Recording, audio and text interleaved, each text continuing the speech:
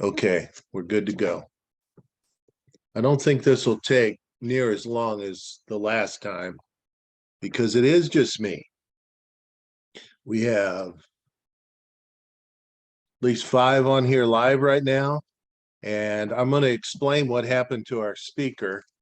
Um, Interesting story. Still makes my stomach hurt though. So I'm going to go through it. Got all this written out so I don't forget anything.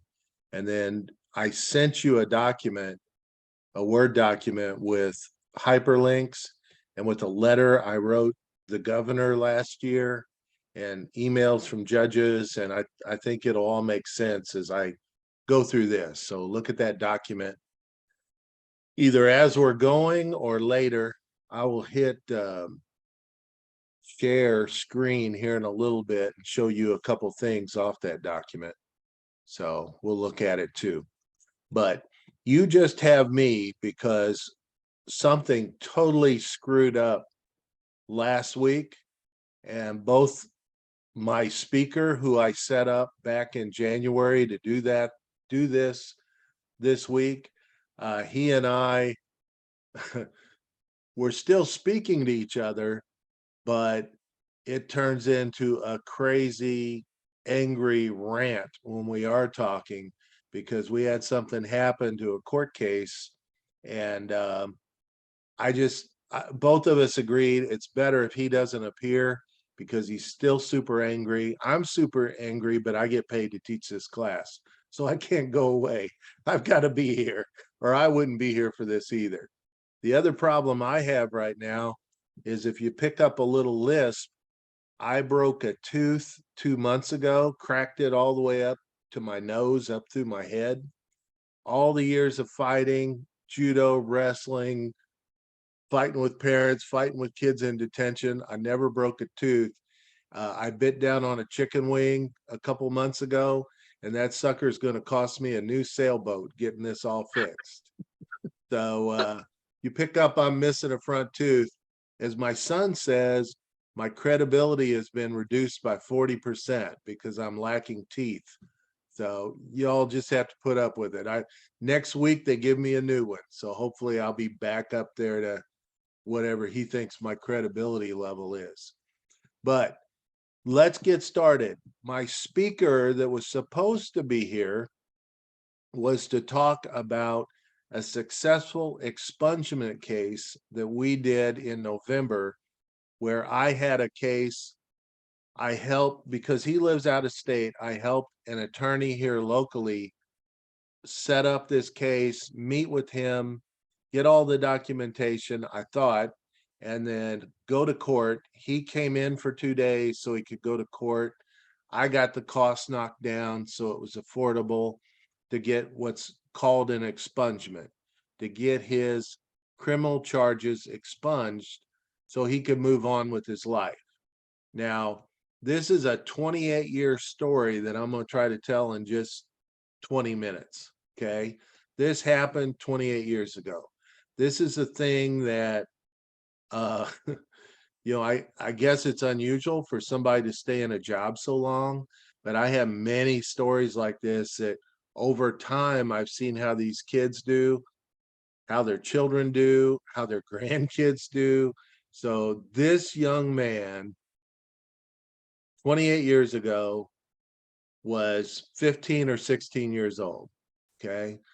Myself and another officer used to go to the schools and talk to kids, talk to principals, try to mediate things, try to keep them out of our court system, try to keep them out of our detention center.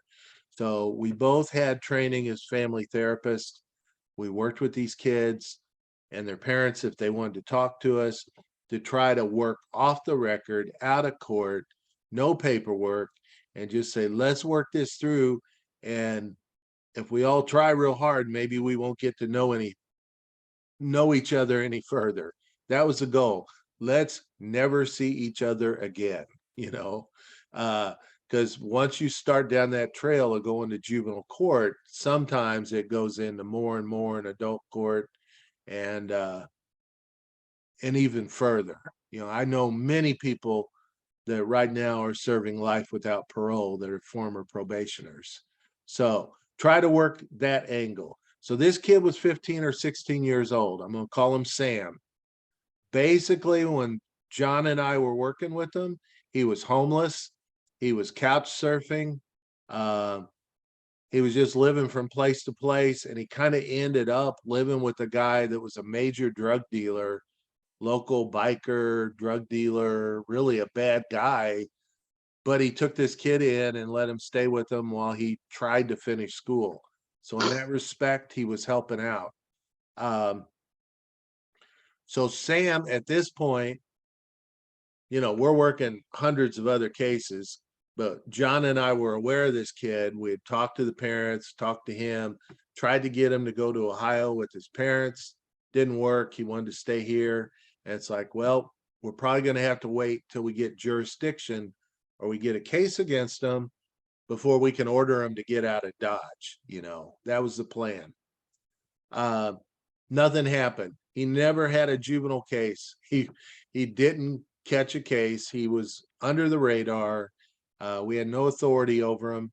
He turned 17, and almost immediately after he turned 17, he pops up with burglary charges in the paper. So John and I were like, well, we failed that one. That one didn't work because we don't have, at that time, we didn't have any jurisdiction after kids turned 17. We either got something done or we didn't, which is kind of the good and bad about the juvenile system and about our jobs. We could work with the biggest headache kid and family, and we could always look at the calendar and say, well, we only have 3 more months to work with this kid. Our compadres at probation and parole, they might have somebody on case after case. They might work with the same client 25, 30 years. So we didn't have the burnout that they had because we always had that birthday candle in our mind. Little boy, eventually you're going to turn 17 and we're not going to have to deal with you. This kid was a little different. We were worried about him and we were trying to make something happen. We failed. All right. 10 or 15 years later, now I didn't hear about from this kid for a long time. 10 or 15 years later, I start hearing from him again. He calls me, and then I get emails from him. I had a Facebook page and a university page because I taught martial arts, judo, jujitsu, things like that, along with teaching probation kids those things at the university in Cape Girardeau. Called it SEMO Judo Club. Well, this kid was interested in it, now an adult with children of his own, because he was competing in MMA. He was a former wrestler. He was trying to connect with me and other coaches, and he was a competitor. And, we started talking maybe not real often, but every month or two, he'd call. Or I'd see a match that he did, and I'd call him, congratulate him, whatever, see how he was doing. So we kind of had this little relationship going. So when I had hit time for my dissertation work, I had to develop a test interview with someone outside of my alternative school kids to talk to for a couple hours to get the history of their at-risk behaviors and their school issues and all that, to use to sell human subjects at my university for my doctoral work. And so Sam agreed to be my test subject. He was my guinea pig. So we spent quite a lot of time going through my structured interview, going through his story, and I was just blown away as to what happened to this kid and the details of how he went from a high school wrestler, good student. His brother was a super good student and ended up in the Marines, did real good in the military. He's a coach now. And this kid one day came home when he was 15 or 16, and basically his mom and dad had moved everything out of their apartment, left the state. Dad went to Illinois, mom went to Ohio, abandoned this kid to the street. And, the kid did the best he could. However, with that abandonment came tons of drug and alcohol use. And so he has big gaps in his memory about what he did, even with these offenses that we dealt with to get expunged. He just can't remember because he was using everything he could. I've had other kids like this that when they couldn't find places to go, they had a screwdriver or a knife and they would get under a car and poke a hole in a gas line or a gas tank and have a rag and they would keep warm. They didn't keep warm, but they would huff gas and stay under that car for the night. And so I've worked with other kids like this in horrible situations, but this one was pretty meaningful to me because I had all these years of knowing this young man. I didn't know that history. So parents leave state. He catches a charge, and the charge, it's a real funky charge. He was real high and drunk and with a couple other kids downtown, and uh, the only offense he remembers is they challenged him or made a bet with him that you can't climb that drain pipe into that window up there. Well, he was real athletic, so he went boom right up the drain pipe, jumped in the window of this closed kind of antique store, and passed out. From all the drugs, alcohol, exertion. Alarm went off. Cops show up.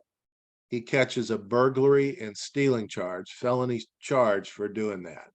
Goes straight to county jail. Um, it's not right. Maybe was it trespassing? Was it something that if a police officer took a little time and talked to him, could they have just, done a 24-hour hold and have mama or dad pick him up? I don't know. But he caught a felony burglary and stealing charge back in 1996, I believe it was. So at that point, he goes to jail. While he's in jail, the detectives come, take him out of the cell, take him to an interview room, chain him to the wall, and try to beat out of him a confession about what the drug dealer was selling, the biker guy that he was sleeping on his couch. So he's trying to beat it out of this kid. So Sam ends up in the hospital with a major concussion, head injury, spends 2 weeks at a hospital at this time. So he comes out of the hospital. Well, now mom and dad are feeling bad. They're feeling bad that their kid's in the hospital because the detective beat them up. So they start working. They hire an attorney for him. But the attorney doesn't do a great job, in my viewpoint. The attorney says, hey, we can do a plea agreement. You can plead a burglary stealing and go live with mom in Ohio. Well, that sounds pretty good to the beat up 17-year-old kid who just, got destroyed in county jail. And so he takes the plea. All right. Takes the plea, goes with mom to Ohio. Oh, a few weeks pass in Ohio. He's getting everything all lined up. He's got a job. He's got drug counseling. He likes his probation officer. He wants to fly right. It all looks good. Then the probation officer in Ohio hits him with a warrant from Missouri because some kids down here in Missouri said, hey, Sam was with us a couple weeks later or about that same time. It's really unclear when this occurred or if it did occur, but was with us on another burglary. And so he was included in another case and had this warrant back here in Missouri on another case because these kids snitched him out. Well, they probably knew he got beat up in county jail and they were naming whoever they could name, to keep from having that happen to them. That'd be my guess. So anyhow, now he's got a new warrant.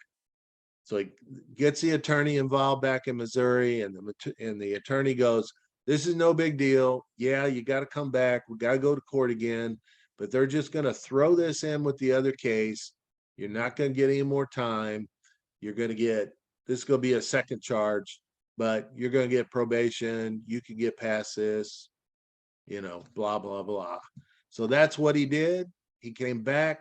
pled guilty again, another plea agreement without, in my mind, good representation. Um, Pleas, goes back to Ohio, and things, he graduates from high school. He gets one job. Somebody gives him a shot, even with 2 felonies on his record. They give him a shot at a warehouse at a place that sells farm equipment. All right. First job, 17 in Ohio. That guy is still at that job. Why is he still at that job? Because he has 2 felonies on his record and he's afraid.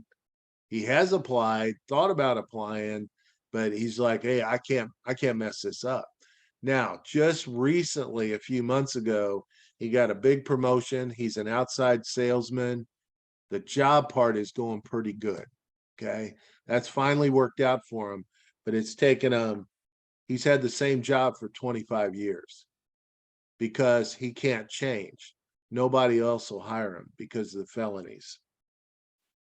So, um, time goes on as time does, right? So time goes on. 2017, here's where I'll share a screen.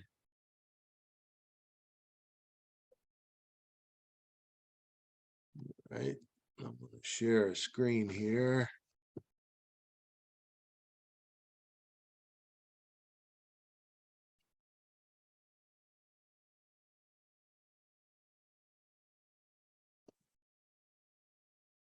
Did everybody see this Fox 2 Now news article?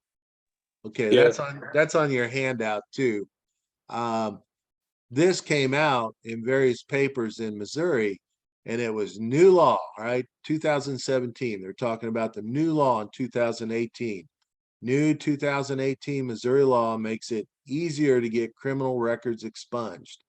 And so I call Sam and say, hey, I think things are going to start moving your way. I think, a 25-year-old case. Oh, by the way, this guy never caught another charge the rest of his life. He's never had a traffic ticket. Okay. He's got a completely clean juvenile record, adult record, other than these 2 burglary stealing charges he caught when he was 17. So this new law hit. So we started talking in 2018 about, hey, maybe we can find an attorney to handle it. Maybe we can get your cases expunged because they're really close. They're just right there together. Maybe we can get this thing done. And so, as things do, they take time to find an attorney that's interested in such a cheap case.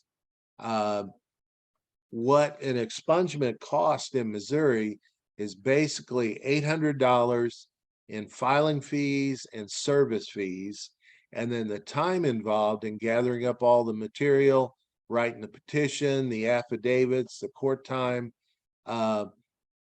Conservatively, our attorney thought that the whole case would be just under $3,000.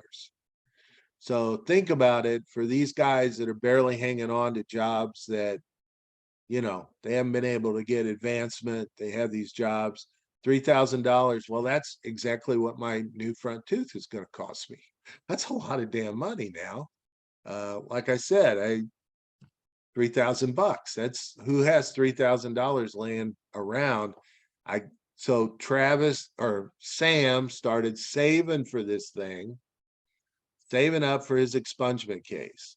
So we kept talking, trying to find a good lawyer for him. Once I retired, I really ramped up trying to locate something for him so he could get this thing expunged. So last November, we were there. We found the attorney, reasonable fees, the guy, decent lawyer. I had a friend working for him. He told Travis to get the Ohio criminal records check, which why do I keep saying Travis? Sam did get that criminal records check done. So we had that. It had 2 cases on it, which he had told me he had 2 cases. So we gave all that to the attorney. Now, here was our big flub up. The attorney worked through the circuit clerk, and sent the circuit clerk to the archives, because in 1996, nothing is on microfiche. It's not in the computer. It's all in a hard paper file in a county archive building. And so a deputy clerk had to go rummage through the files to find Sam's cases. Well, what we think happened, and I can't get a clerk to call me back. I'm going to have to go to their office after I get my tooth and have a little more credibility, to try to talk to this clerk to find out what happened, why they didn't get the entire case.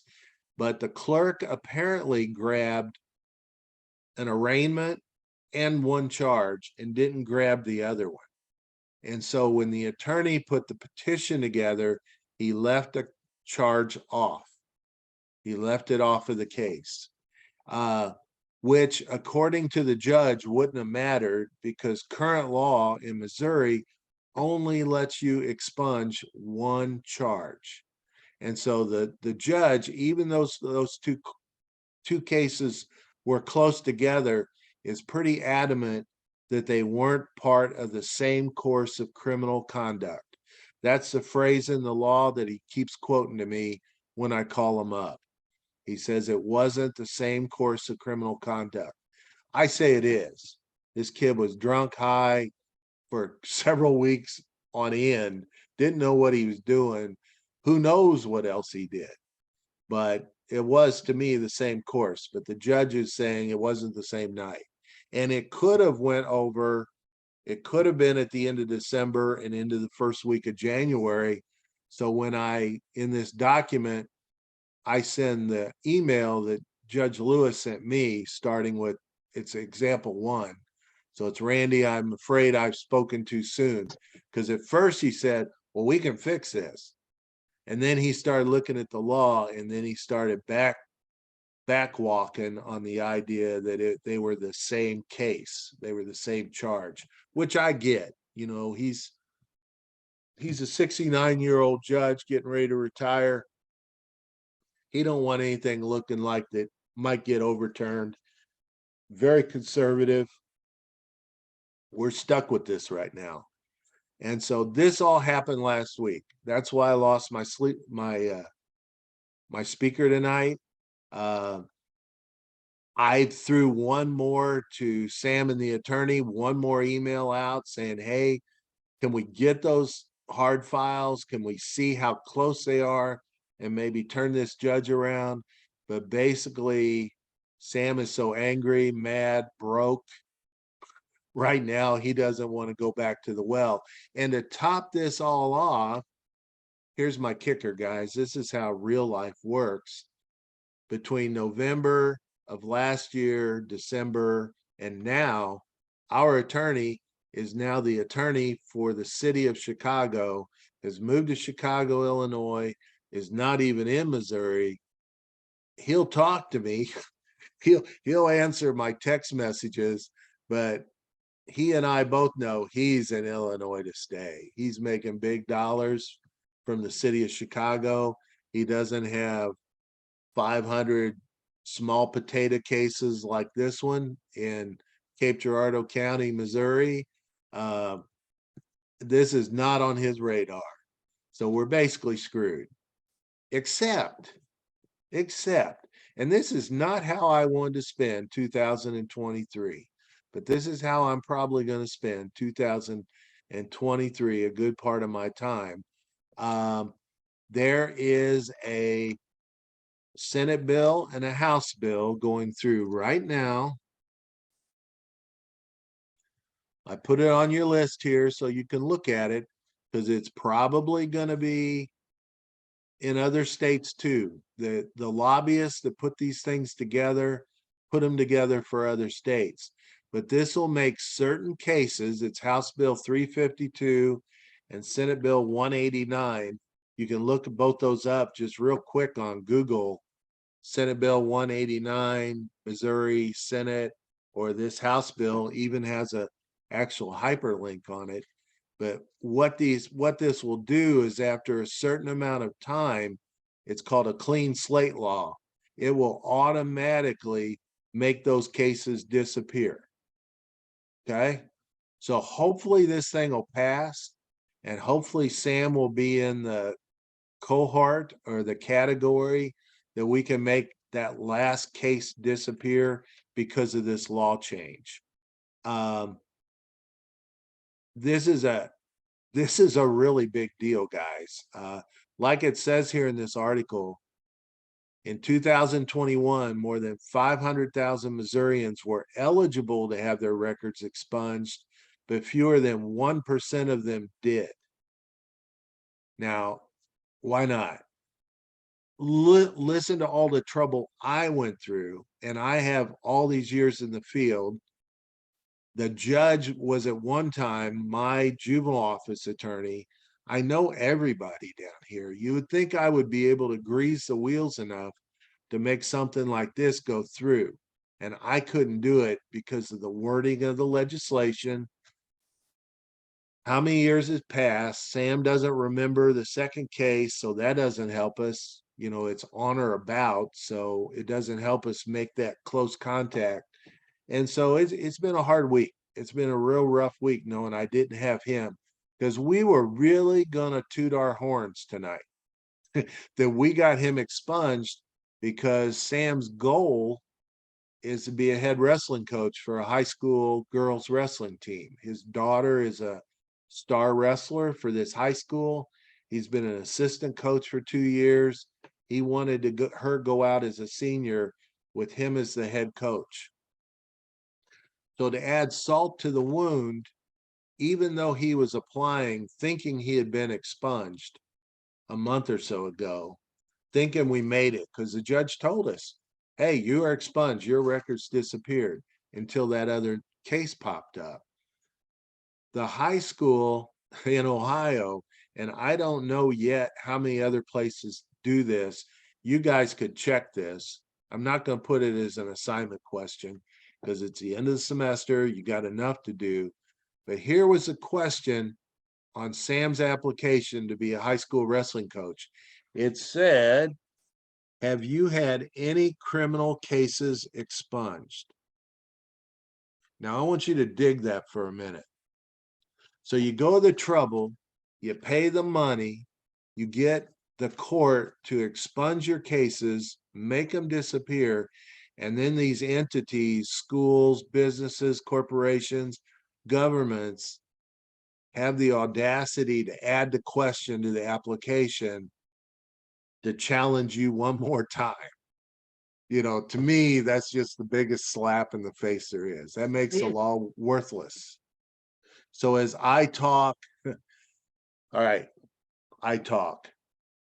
What I do and what I put, can you see this Word document now? Is it back up on the shared screen? Yes.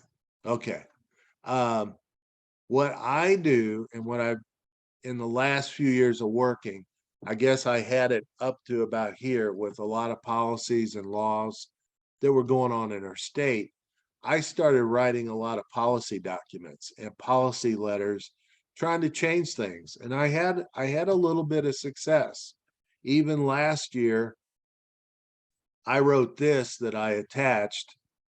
I sent it to all the senators, legislators, department heads in the state of Missouri, Missouri Association of Counties, the Sheriff Association, different lobbyists I knew. I sent this letter out in November 9th, 2022, basically calling for, because Children's Division of Family Services, the child abuse investigators in our state were so low paid that they were not able to keep them more than a year before they found another job. Well, those of us in the business and that have done child abuse investigations know we were useless until about our second or third year. It took a lot of years to see and hear and know when to talk, when not to talk, when to listen, how to talk to kids, how to make a case. It takes years to get that under your belt. And so Children's Division was losing workers so fast because of the low pay. And so I wrote the governor And I could summarize all this in one sentence that a deckhand would say, but I'm not going to say it. But it basically says, do something or get off the pot. Okay. Either pay these people or give it back to the sheriffs the way it was in the 1970s and 80s. Let them investigate. Don't call these agencies like they're child abuse investigators, because you're sending these babes in the woods out there, brand new green workers who aren't making cases, so kids are being hurt. So I wrote this to the governor's office.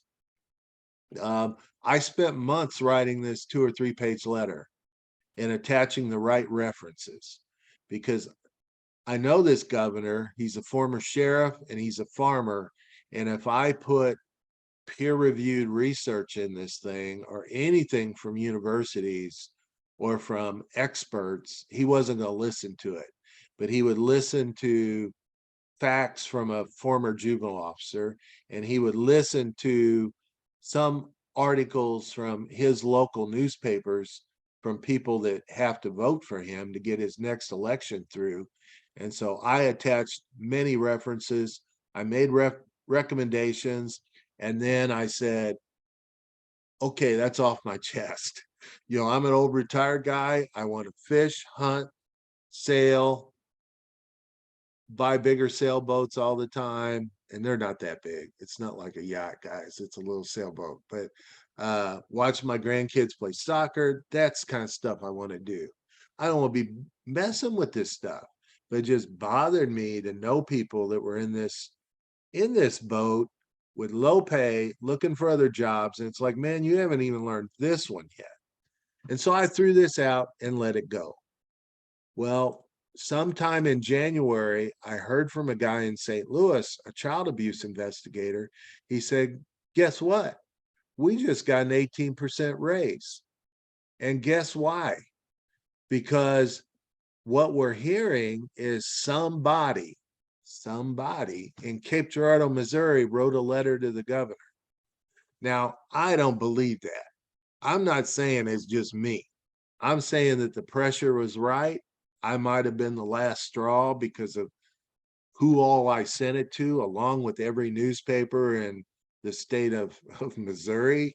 But I spent a lot of time writing this letter, and apparently this plus a lot of other pressure got these guys paid enough.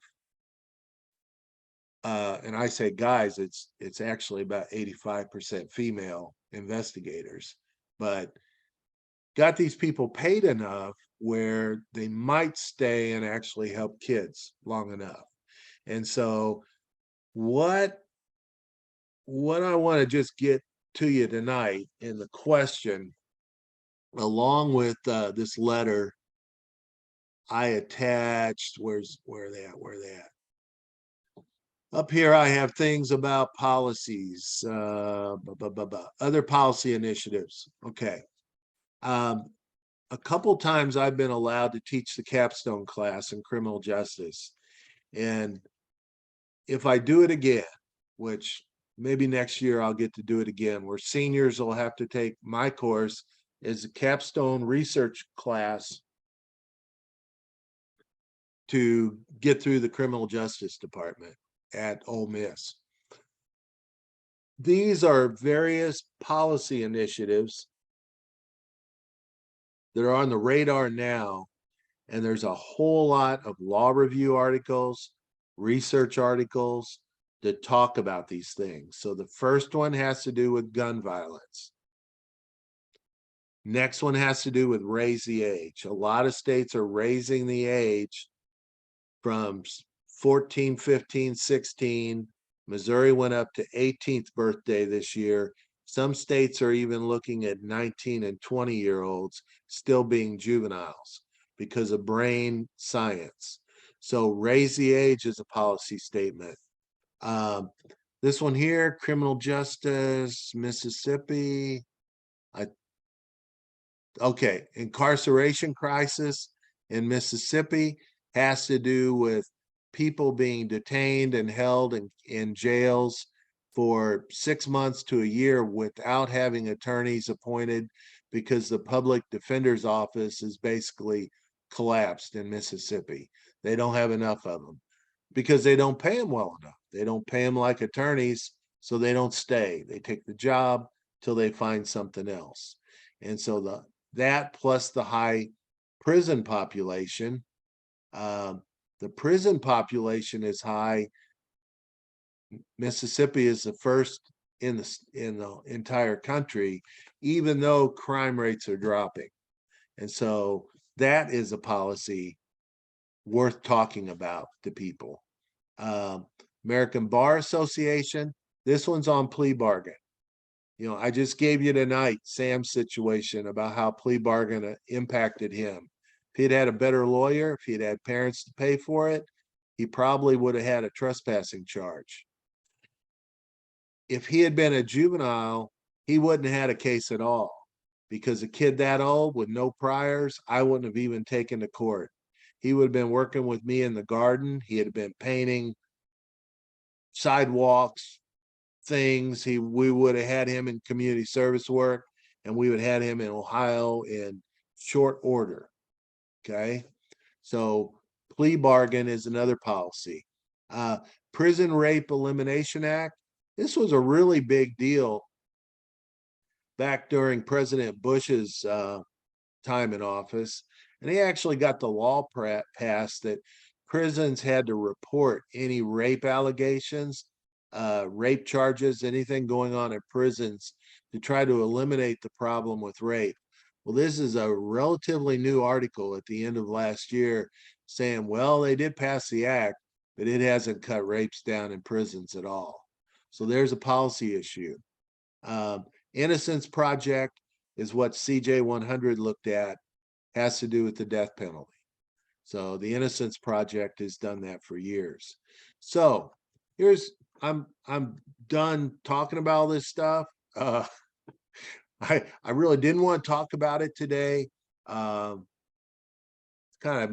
It's kind of made my day bad knowing I had to do this tonight. I really don't even like to talk about this issue anymore, but I'm going to start working, pressuring, contacting people to try to help push those laws through. So what I told you tonight is what I'm going to be writing up, just like I wrote the governor before.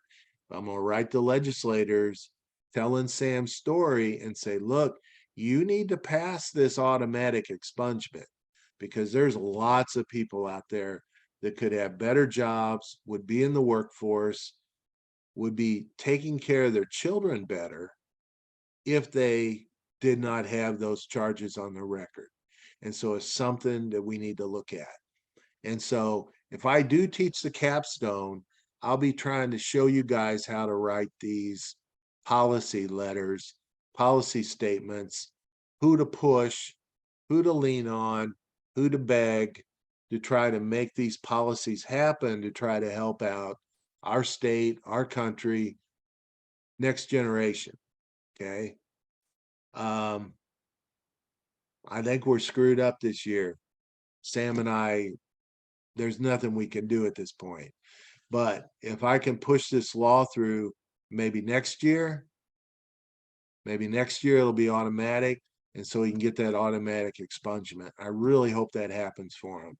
It's only on paper now for him. I mean, the guy's 44 years of age, but he does have, another 20, 25 years to work. So getting that off could still really help him increase his salary by a lot, by a different job down the line. So what I'm thinking about, and probably in the assignment part of this class, of this live class, I'm probably going to ask you what you think about moving from this short paper essay structure in CJ 100 to learning about how to write policy and learning how the policy strategies go.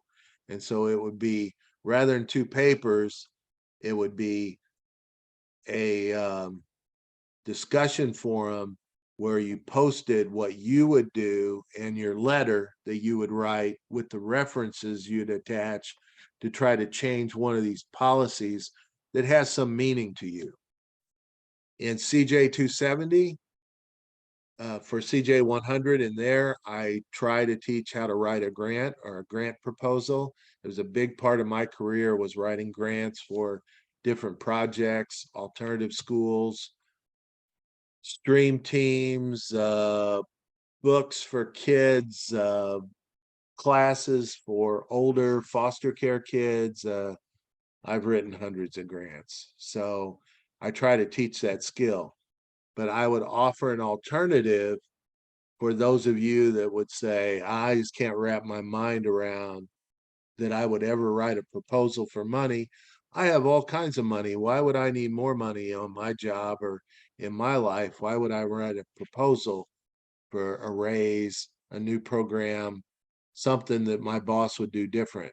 I don't see how that might impact me. It impacts everybody, guys, but I would give an alternative to teach you how to write a policy. So we would do the same assignment as an alternative to grant proposal writing, which when it's all over, most people see the light and say, oh my God, this is something I can use in the future. But you would have this option to work on these proposal writings. So I'm just throwing that out right now. I'll record what's being recorded now. I'll put it on YouTube. Sometime tonight, I will put a couple questions on that you can try to answer on the assignment page. So I know you actually watched this, that you were here, or that you watched it later as a YouTube video. So we'll do that. So how about some questions from the folks that are here? Any questions for this long soliloquy, which I didn't intend on doing tonight?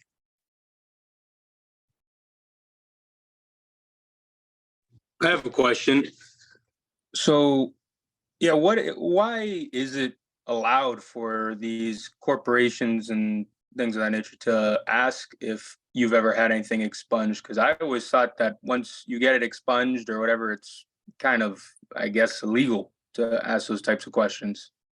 Well, it apparently isn't. And it's apparently what the school district told Sam was, well, you're going to be working with kids and, we need to make sure that, that kids are taken care of and are safe. And I hear that a lot from school districts. I mean, they use that for almost everything they talk about. So, that's one thing. Some of these other businesses, I don't know. He told me he went into Menards. Well, he applied online at Menards over and over, and he's truthful. He did have these charges years and years ago, and I think it's Menards that advertises that they do hire, people that have had past criminal histories and stuff. So he just walked in there and asked to talk to the manager and said, hey, look, I've been applying and I'm not getting anywhere with you guys. Am I doing something wrong? I mean, your advertising says you hire. Well, the manager says, well, that might be what corporate says, but I'm not going to hire anybody with a record. So, you can keep applying all you want, but we're not going to hire you. So I don't know. Don't have a good answer for that. I worry about that too. I just found out about that a month ago about that expungement question. I didn't know anything like that existed. So I just found out about that now. That would be if you were going to work on a master's degree, that would be a great research project to identify school districts across your state or corporate people across your state and get like 100 job applications and see how many of them had that question on them. Thank you, sir. I appreciate it. Find where that came from. Yes, sir. Thank you very much. Okay. Anybody else? Any other questions? Sorry to lay some heavy crap on you tonight.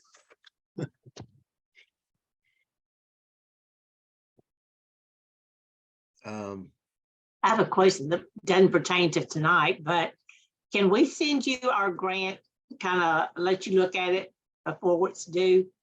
Please. Okay. Yes, you can send Email? it even more than once. Okay. Yeah, email me a draft.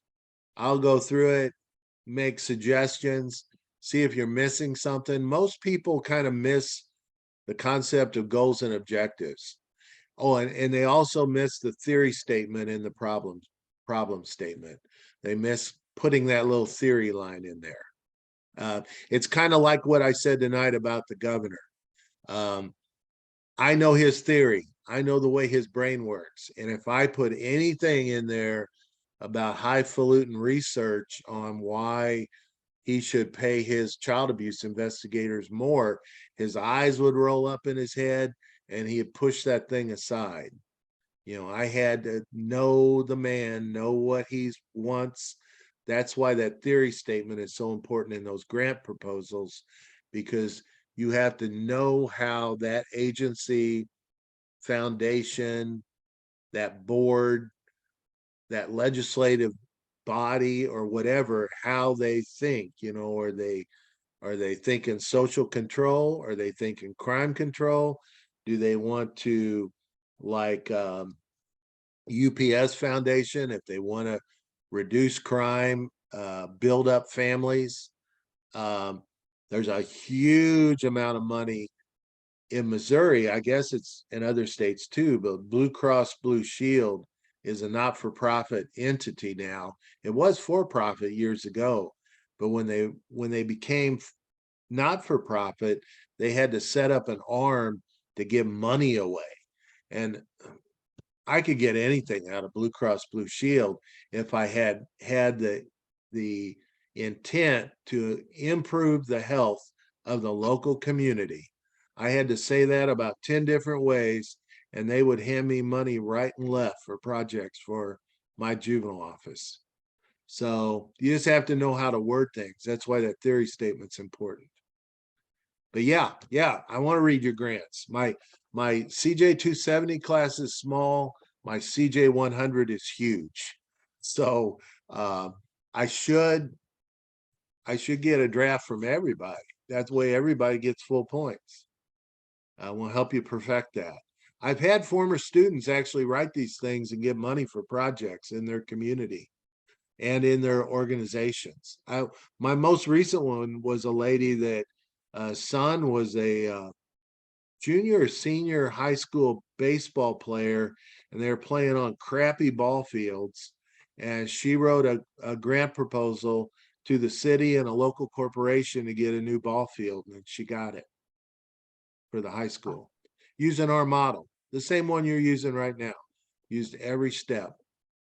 So it can work. I mean, it's a good little strategy to use. Any other questions? All right, guys, I hope you have a good night. Watch for the assignment to come on later. I've got to take this dog outside. One of us is going to pee in the front yard. Hopefully it's her. All right. All right, guys. Good night. Thank you, sir. Have a good one. Thank you.